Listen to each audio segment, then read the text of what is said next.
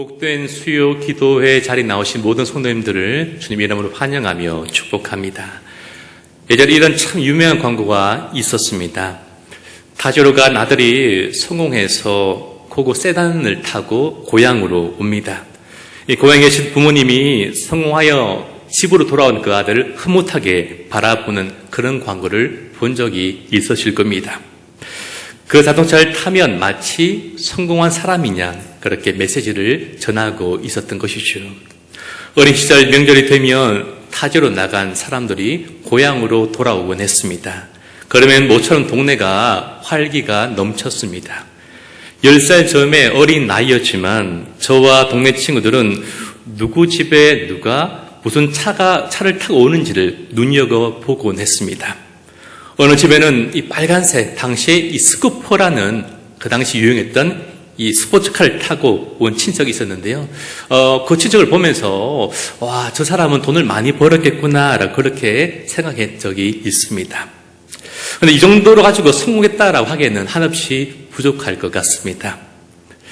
이 눈물의 여왕의 남자 주인공, 이 백현우처럼 소를 키우는 시골집에서 자라다서 명문대학교를 가고 좋은 직장에 들어가서 재벌가의 딸을 만나서 결혼하면 성공했다라고 말을 들을 수 있을 것 같습니다. 최근에 식사를 하고 이 카페를 목사님들과 함께 간 적이 있습니다. 엘리베이터를 탔는데 덩치가 있는 체격이 좋은 군인들이 몇 분 함께 엘리베이터에 함께 탔습니다. 자리에 앉았는데 한 목사님께서 그 중에 그때 한 분이 TV에 나오는 사람이라고 그렇게 말씀해 주셨습니다. 이 피지컬 100이라는 프로에 나오는 출연진이었는데 제법 유명한 것 같았습니다. 저는 그 프로를 잘 본 적은 없고 또 잘 알지 못하지만 제가 그 찾아보니까 한마디로 이렇게 정의할 수 있을 것 같았습니다. 마동석 형님이 100명 나눈 프로다라고 그렇게 정의를 해보곤 했습니다. TV에 나오고 얼굴이 제법 알려지면 성공했다라고 할 수 있겠습니까? 우리 모두는 성공하기를 원합니다. 성공하기를 바라지 않는 사람은 아무도 없을 것입니다. 우리 자신이 성공하기를 원하고 우리 아들, 딸들이 누구보다 더 성공하기를 바라고 있습니다. 저도 마찬가지입니다. 성공의 사전적 의미를 한번 찾아보니까 목적한 바를 이룸이라고 그렇게 정의되어 있었습니다. 아마 대부분의 사람들이 그 목적하는 바는 앞서 말씀드린 것처럼 우리 눈에 보이는 것일 것입니다. 우리 성공은 대부분 우리 눈에 보이는 것에 맞춰져 있습니다. 내 눈에 보여야 하고 더 중요한 것은요, 내 눈에 보이는 것보다 다른 사람의 눈에 보이는 것이 훨씬 더 중요합니다. 그래서 다른 사람이 나를 부러워해야 되고 다른 사람이 내 자식을 부러워해야 합니다. 그때 우리는 속으로 내가 성공했구나 라고 그렇게 생각하는 것이겠죠. 그러나 성경의 성공은 이것과는 전혀 다릅니다. 출애굽한 백성들이 광야를 지나서 가나안 땅에 들어가게 되었습니다. 이스라엘 백성의 바라는 성공이 무엇입니까? 그들이 광야를 빨리 벗어나고 약속된 가나안 땅에 들어가는 것이 그들이 생각했던 성공이었습니다. 그러나 하나님이 말씀하시고 원하신 진짜 성공은 이스라엘 백성들이 단순히 광야를 통과하는 것, 가나안 땅에 들어가는 것이 아니었습니다. 하나님의 성공은 그들이 광야에서 힘들지만 어렵지만 춥고 덥고 배고프고 외롭지만 그 속에서 하나님을 의지하는 법을 배우고 하나님과 그 속에서도 동행하는 것이었습니다. 광야를 지나며 약속된 땅으로 들어가는 그 과정을 통해서 그들의 하나님이 진짜 전능하신 유일하신 하나님이심을 그들이 전심으로 믿는 것이었습니다. 이것이 바로 하나님께서 그들에게 요구하셨던 원하시는 진정한 성공이었습니다. 그런 의미로 모세를 바라볼 때 그건 인간적으로 보면요, 실패한 사람입니다. 성공하지 못했습니다. 그는 평생을 광야에서 살고 광야를 지나다가 결국 광야에서 숨졌습니다. 약속한 땅에 들어가지 못했습니다. 그러나 그는 그가 광야에서 해야 할 일들, 백성들을 이끄는 일들을 성공적으로 이루어냈습니다. 그리고 그 속에서 하나님과 동행하는 삶을 살아갔습니다. 그러므로 그는 성공한 사람임이 분명해 보입니다. 오늘 말씀 속에서 처음에는 하나님이 보시기에 정직히 행했지만 마지막에 모습이 참으로 안타까운 한 사람을 우리가 만나게 됩니다. 그 사람은 누구입니까? 바로 아사랴, 우리가 잘 알고 있는 우시야 왕입니다. 이 아사랴 이름의 의미는 여호와께서 도우셨다라는 의미가 담겨져 있고요. 역다 26장을 보시면 우시야라고 나오는데요. 여호와가 나의 힘이시다라는 그런 의미가 이름 속에 담겨져 있습니다. 이름과 관련해서 여러 가지 설이 있지만 우리가 기억할 것은요, 우시야는 공식 왕명이었고 이 아사랴가 원래 이름이었음을 우리가 생각하면 될 것 같습니다. 이 아사랴는 아버지 아마샤이어서 16세라는 어린 나이에 제10대 남유다의 왕으로 오르게 되었고 무려 52년 동안을 남유다를 통치한 왕이었습니다. 우시야는 하나님 앞에서 겸손하고 성실했습니다. 그는 분명 선한 왕이었습니다. 그래서 하나님께서 그에게 복을 주시고 그의 나라를 강성하게 만들어 주셨습니다. 아사랴가 다스리는 그 시대의 유다는 상대적으로 평온함을 누리게 되었습니다. 그리고 스가랴의 돈을 받아서 정직히 행하였기에 블레셋을 정복하였고 아라비아의 북부 땅을 정복하였고 암몬으로부터 조공을 받는 등 정치적으로 크게 성공을 이루었습니다. 이 시기에 농업이 발달하게 되었고 해상 무역 역시 활발하게 되어서 경제적으로 남유다는 부유하게 되었습니다. 한마디로 아사랴는 남유다를 정치적으로 경제적으로 중흥시킨 왕이었습니다. 그가 다스린 시대는 다윗 못지않은 솔로몬 시대 못지않은 황금 시대를 이루었습니다. 그리고 그의 명성이 사방으로 그의 명성이 전해지게 되었습니다. 그는 정직하였고 성실하였고 백성들의 사랑받는 좋은 왕이었습니다. 그리고 하나님 앞에서 그는 예배한 자로 살아갔으리라고 생각되어집니다. 그와 그의 나이가 이런 큰 복을 받은 이유가 무엇입니까? 그것은 그가 여호와 보시기에 여호와께서 판단하시기에 정직하게 살아가기 때문입니다. 우리 오늘 본문의 3절 말씀을 함께 읽도록 하겠습니다. 아사랴가 그의 아버지 아마샤의 모든 행위대로 여호와 보시기에 정직히 행하였으나 우리 역대하 26장 4절과 5절 말씀도 함께 읽어보았으면 좋겠습니다. 우시야가 그의 아버지 아마샤의 모든 행위대로 여호와 보시기에 정직하게 행하며 하나님의 묵시를 밝게 하는 스가랴가 사는 날에 하나님을 찾았고 그가 여호와를 찾을 동안에는 하나님이 형통하게 하셨더라. 아멘. 말씀처럼 그는 하나님을 전적으로 의지했습니다. 하나님을 찾았습니다.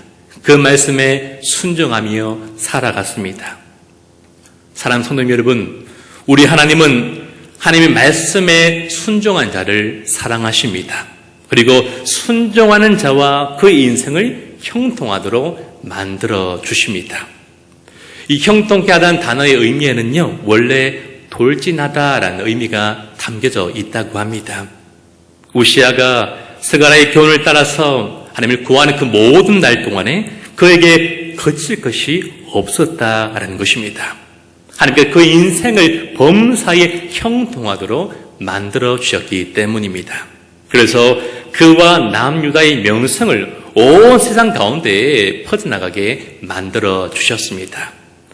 우리 역대하 26장 7절 말씀도 함께 우리 읽어보았으면 좋겠습니다. 하나님이 그를 도우사 블레셋 사람들과 구르바알 거주하는 아라비아 사람들과 마온 사람들을 치게 하신지라. 아멘. 하나님이 늘 그의 편이 되셔서 그를 도와주셨습니다. 하나님의 도우심을 나타내는 구절을요, 역다 26장을 보면요, 5절과 7절과 15절에 무려 3번 동안 하나님 도우셨다라고 그렇게 기록하고 있습니다. 무슨 말입니까? 이 아사랴 우시야 왕이 하나님 크시고 특별한 도움과 은혜를 받았음을 성경이 분명하게 밝히고 있는 것입니다. 마치 이 어미닭이, 이 암탉이 병아리들을 품고 보호한 것처럼 강하신 하나님께서 어린 그 왕을, 여린 그 왕을, 약한 그를 강하게 만들어 주셨습니다. 그렇게 돌보시고 지키셨기 때문에 적들을 물리칠 수 있었던 것입니다. 근데 안타까운 것 한 가지는요, 저가 여호와를 구하는 날 동안에라는 표현입니다. 일평생 동안에라는 말이었다면 얼마나 좋았겠습니까? 이 우시아의 형통은 일생 동안 잊지 않았습니다. 그 초반은 참 좋았지만 말년은 그렇지 못했습니다. 그가 불순종함으로 하나님 그의 형통을 거두어 가셨고 대신에 수치스러운 문둥병을 그에게 안겨주셨기 때문입니다. 역다 26장 16절 말씀도 우리 함께 읽겠습니다. 그가 강성하여짐에 그의 마음이 교만하여 악을 행하여 그의 하나님 여호와께 범죄하되 곧 여호와의 성전에 들어가서 향단에 분향하려 한지라. 그 앞서 산당을 제거하지 않아 백성들이 악행을 계속하도록 방조하였습니다. 또 그의 왕권이 강성해짐에 따라서 그의 마음이 교만해지게 되었고 스스로 그 제사를 주도하려 하자 당시 동명이인이었던 아사랴 제사장에 의해서 만류와 경고를 받았지만 그러나 오히려 그는 또 화를 내면서 그 범죄를 멈추지 않았던 것입니다. 왜입니까? 그의 마음이 높아져 버렸기 때문입니다. 그의 마음이 완악해지고 둔해져 버렸기 때문이고 그의 마음이 참으로 교만해져 버렸기 때문입니다. 여러분, 무엇이 교만입니까? 하나님의 은혜는 다 잊어버리고 자신의 노력만 기억하는 그것이 바로 교만입니다. 은혜는 잊어버리고 자신의 노력만 남는 것이 바로 교만입니다. 우리 그렇게 생각하지 않습니까? 내가 얼마나 노력했는데, 내가 얼마나 우리 집을 위해서, 형제들을 위해서, 교회 위해서 얼마나 헌신했는데, 내가 우리 교회에서 얼마나 헌금을 많이 했는데 라고 그렇게 생각하곤 합니다. 여러분, 하나님과 그거는 빼먹고 이것만 기억하는 것이 바로 교만입니다. 오늘 아사랴는 이 은혜를 다 잊어버리고 사실 눈에 보이는 것들을 바라보면서 그 모두가 내가 잘난 득권이다 라고 그렇게 착각하고 만 것입니다. 그런 그의 높아진 마음에 내가 왕인데 내가 못할 게 뭐가 있어 라는 그 문둥병 이미 그 마음속에 자리 잡게 된 것입니다. 내가 얼마든지 왕이니까 제사장이 될 수 있다라고 생각하였습니다. 그런데 사실 이방 나라를 둘러보면요, 왕들이 이 제사장 역할까지 함께 감당했습니다. 한마디로 세상적으로 볼 때, 이방 나라를 볼 때 이것은 아무렇지 않은 일이었습니다. 자기도 그들처럼 해도 된다라고 그렇게 생각, 이것이 바로 문제였던 것입니다. 여러분, 성전에 들어가서 분향할 수 있는 것은 오직 하나님이 거룩하게 구별하신 아론의 자손들 뿐이었기 때문입니다. 오늘 아사랴는 사실 말린 세상에게 오히려 폭풍같이 분노를 쏟아냅니다. 그러자 여호와의 심판으로 그의 이마에 문둥병이 발하고 말았습니다. 그리고 이마에 시작된 이 문둥병이 그의 온몸으로 순식간에 퍼져가게 되었습니다. 제장들은 그를 급하게 서둘러 성전을 빠져나가도록 한 것이죠. 그는 문둥병으로 쏜살같이 이 성전에서 별궁으로 도망칠 수밖에 없게 된 것입니다. 진작 말을 들었다면 괜찮았을 텐데, 그는 결국에 하나님 말씀을 가볍게 여기는 그 범죄함으로 문둥병자로 평생을 격리당하며 살 수밖에 없는 그 심판을 받게 되었습니다. 아사랴가 바르게 신앙생활을 할 수 있도록 그를 붙잡아줬던 스가랴가 있었습니다. 그가 하나님의 묵시를 밝게 하는 자로서 이 아사랴의 신앙의 멘토가 되어 주었기 때문입니다. 성경은요, 이렇게 말합니다.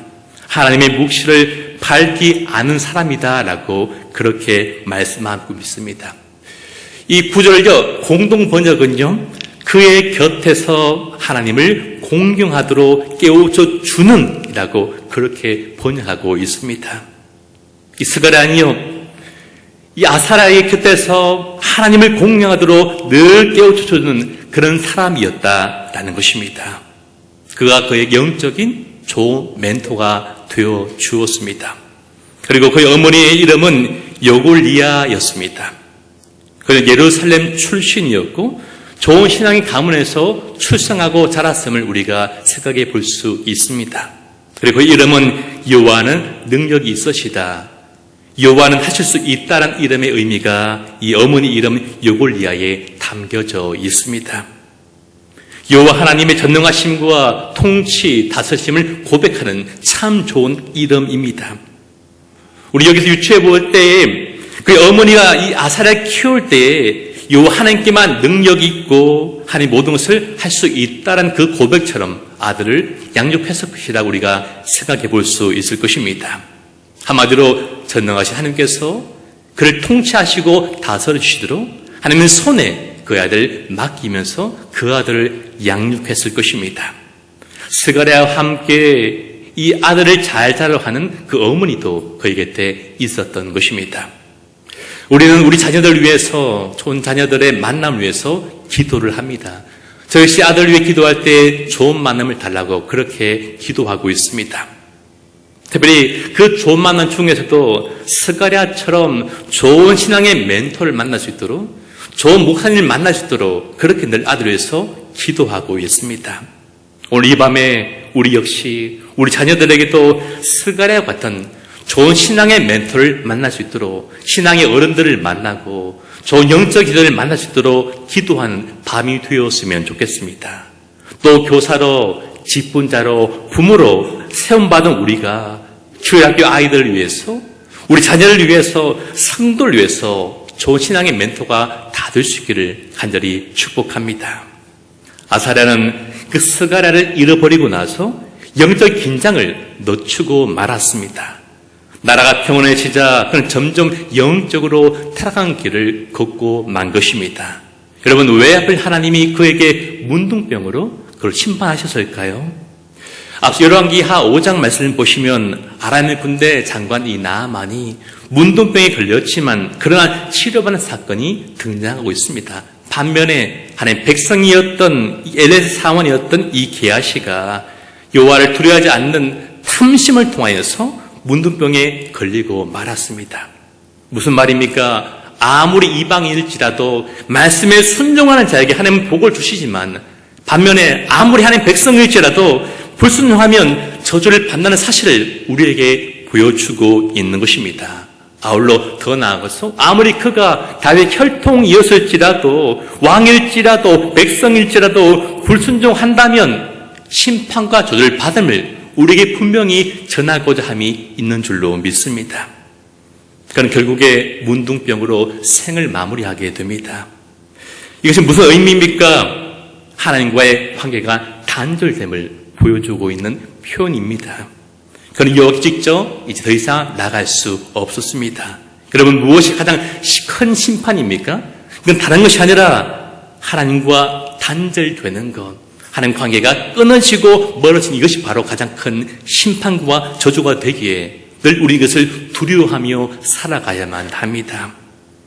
그는 왕실의 모시를 접한 그 열조의 곁에서 장사가 되었습니다. 52년이라는 긴 통치 기간에 비한다면 그 행적은요 너무나 초라해 보일 뿐입니다. 오늘 우리는 이 아사랴 이야기를 역대기서와 아울러 열왕기를 통해서 함께 살펴보고 있습니다. 오늘 열왕기서는요 여러 왕들을 평가할 때 어떤 시각을 바라보냐면 신명기적 시각으로 왕들을 바라보고 평가하고 있습니다. 무슨 말입니까? 율법, 그 말씀에 순종하는 자가 복을 받고 불순종한 자는 심판과 저주를 받는다. 이것으로 왕들을 평가하고 있다라는 것입니다. 우리는 여기서 우리 진정한 성공이 이 세상의 형통, 눈에 보이는 부가 아니라 하나님을 향한 처음의 마음을 끝까지 마지막까지 동일하게 가지는 것이 진정한 성공임을 깨달아야만 하는 것입니다. 우리 인생의 진정한 성공, 우리가 바라보고 추구해야 할 진정한 성공이 무엇입니까? 그것은 바로 하나님을 전적으로 의지하고 순종하면서 그 뜻대로 행하는 신앙의 길, 그 정도를 걸어가는 것이 바로 성공입니다. 이것이 바로 진정한 성공의 길이고 우리가 걸어가고 나아갈 길임을 믿습니다. 여러분, 사람은 누구나 처음에는 다 신실하고 다 겸손하게 행하는 것 같습니다. 하나님 부르시는 받고 신학생이 되고 전도사가 될 때에 참 겸손하지만 더 많이 배울수록 더 교만해지는 것 같습니다.